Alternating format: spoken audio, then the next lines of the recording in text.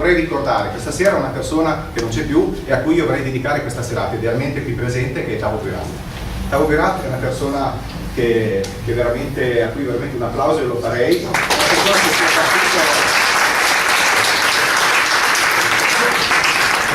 ha dedicato la vita proprio alla difesa, alla battaglia per le lingue piccole, per tutte le piccole lingue, senza distinzione, e anche per il Valser. E una delle ultime volte che l'ho visto mi ha detto proprio: Davide, imbracumant i Valser. Imbracumant, i Valser a 20 C6 vuol dire che bisogna stimolarli, spronarli, no? Capite il sistema tesa? E allora c'è il come da C6, come fuma tu sì.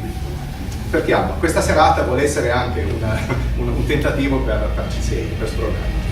E allora, detto questo, vorrei cominciare un pochino a presentare chi sono questi Valser, da dove vengono, perché è una storia lunghissima che non vi racconterò proprio dalle origini, ma a grandi linee in sì. Allora, i Valser appartengono agli occitani, scusate, agli alemanni. Sono una popolazione di origine alemannica. Gli alemanni a loro volta sono una popolazione germanica e sono probabilmente originari del nord Europa, della zona compresa tra la Danimarca, il nord della Germania e il sud della Scandinavia, il sud della Svezia. Questa è la zona di origine dei germani. Di origine fino a un certo punto, però diciamo che nel secondo millennio a.C. si sono stanziati lì. Prima ancora i germani, come tutti i popoli indoeuropei, provenivano da una zona dell'Asia centrale. quindi pensate un po' che strada lunga hanno fatto i Valser dall'Asia centrale al nord della Germania ad Alagna e a Rimella. L'hanno fatta, è stata una bella... però i Valser non si spaventano sicuramente davanti a questo. Cosa succede? Nel periodo dell'impero romano, il primo che descrive i germani è Tacito, e fa una descrizione che è molto interessante perché è abbastanza vicina a quella come sono ancora oggi in fondo i germani. Il fatto del forse individualismo, il fatto di amare molto la libertà, di essere comunque molto, molto corretti, molto precisi, sappiamo come sono. E prima in questa descrizione è ancora abbastanza calzante anche oggi. Quindi dove vivono questi alemanni? Nel periodo romano vivono nel sud della Germania, nella zona compresa tra il Reno e il Danubio, le sorgenti del Danubio, proprio al sud della Germania, in quello che oggi è il land del Baden-Württemberg. Sconfinano anche al di là del Reno, perché anche in Alsazia si parla sicuramente alemannico. Questi qua sono lì, verso il VI secolo vengono cristianizzati dai Franchi vivevano appunto nel Regno di Francia, e hanno il loro primo vescovo che si stanzia in Svizzera è il vescovo Teodulo, che il San Teodulo è un santo molto caro ai Valser, infatti lo troviamo un po' dovunque, con il nome di Teodulo o anche di Joder. Però siccome per sua sfortuna questo San Teodulo, il giorno in cui si festeggia è il 16 agosto, il 16 agosto c'è un altro santo che ha sicuramente più successo, che è San Rocco.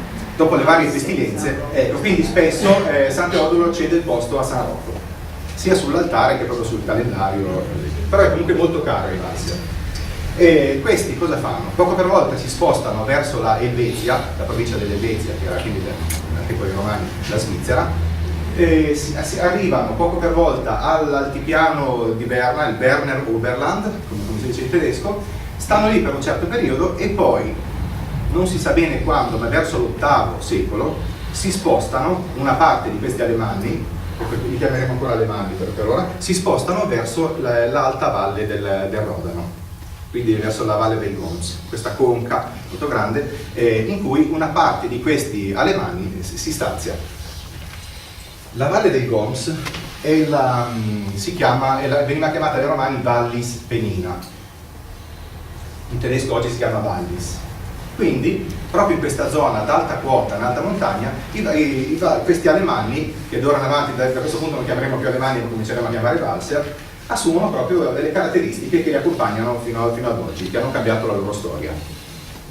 Questi, vivendo nel vallese ad alta quota, imparano, sviluppano delle capacità, la capacità di vivere ad alta quota, cioè hanno degli insediamenti a 2000 metri, cioè riescono a vivere nel Medioevo, per la prima volta nella storia d'Europa, riescono a vivere a 2000 metri di altitudine tutto l'anno, anche in inverno, senza scendere. Coltivano la sega da 2000 metri E questa capacità che acquisiscono tra tra il 900 e il 1000 e il 1100 cambierà la loro storia, il loro destino, perché a quel punto saranno diventati così abili, così capaci di sopravvivere in un ambiente molto ostile, che riusciranno a contrattare la propria libertà con i signori locali, con chi amministrava, con i potenti, con i feudatari, con i vescovi soprattutto. Quindi succede una cosa, loro dicono: noi siamo in grado di vivere a 2000 metri senza nessun problema, o comunque è problema nostro.